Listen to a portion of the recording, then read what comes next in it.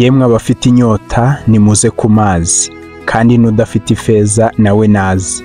Yesaya 55 umurongo wa mbere. Yesu yarazi ubukene bw'umutima, kwiyerekana n'ubukungu ndetse n'ibyubahiro ntibishobora guhaza kwifuza k'umutima. Ufite inyota naza hondi.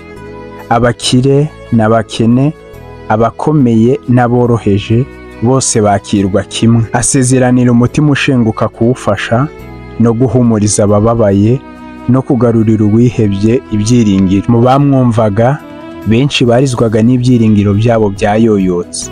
Benshi bari barashenguwe n'intimba zitagaragara. Benshi bajyaga bihatira kunezeresha ibibahangayikisha, iby'isi no gushimwa n'abantu. Ariko baza kubona ko iyo babaga bamaze kubona ibyo bifuza, imbaraga zabo zose zabaga zabajyanye ku bitega bitobotse badashobora kwiciramo inyota. Nuko muri iyo minezero n'ibyishimo bakomeza kurakara, kutanyurwa no kubabara. Muri ako kanya ijwi rirarangurura ngo ufite inyota bibakura mu nzozi zabo z'ubwihebe, maze amagambo bumvise yongera kubagaruramo ibyiringiro. Umwuka wera akomeza gushyira ikimenyetso imbere yabo kugeza ubwo babashije gusobanukirwa impano y'agakiza itagira akagero. Yesu arababwira ati, ninjye mutsima w'ubugingo, uza aho ndi ntazasonza na hato, n'unyizera ntabwo azagira inyota na hato.